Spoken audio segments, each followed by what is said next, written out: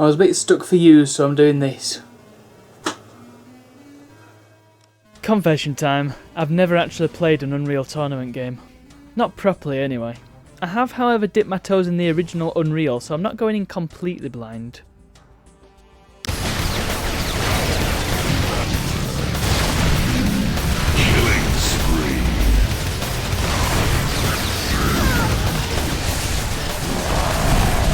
Alright, this is pretty fun. The movement is super fluid and responsive, the gunplay feels strong even if some of the weapon sounds are a little weak, and it looks amazing for the time. This game was released in 2007 and look how nice it is.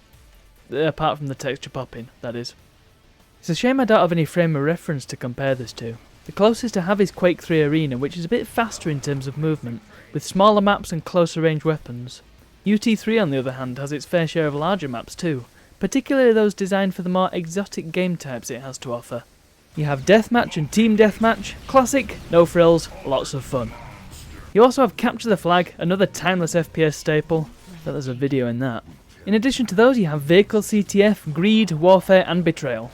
At least those are the ones I played. Vehicle CTF is essentially Capture the Flag with vehicles. I suspect you worked that one out. Here's where those big maps come into play, and while it's not on the level of something like Star Wars Battlefront, you still get some quite spectacular battles. Oh, that thing reminds me of War of the Worlds. Greed is an interesting one. You blast someone and a skull flies out of their body, and then it's a mad dash to grab that thing before anyone else does.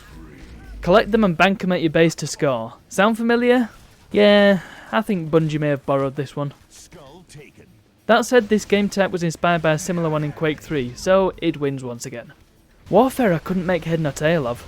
There's a car you carry and then you have to take it to the enemy's base and then shoot the base until it turns your colour? Seems like a tug-of-war sort of game type, which I approve of, even if it seems a little over-complex. Finally, Betrayal. This one's ace. You get put into a team with one other player, and to start with it's any old double-team deathmatch. Except that every kill goes into a pot, and to get whatever's in that pot you have to murder your teammate in cold blood. Of course they get the chance at revenge too.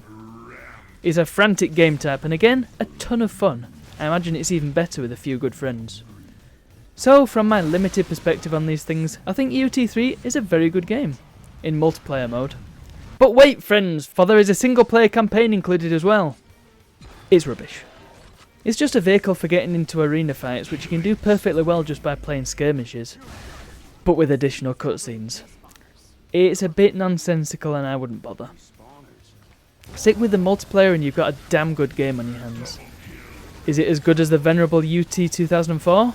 That's another one for you to decide. Verdict? Damn son, you ever shut up?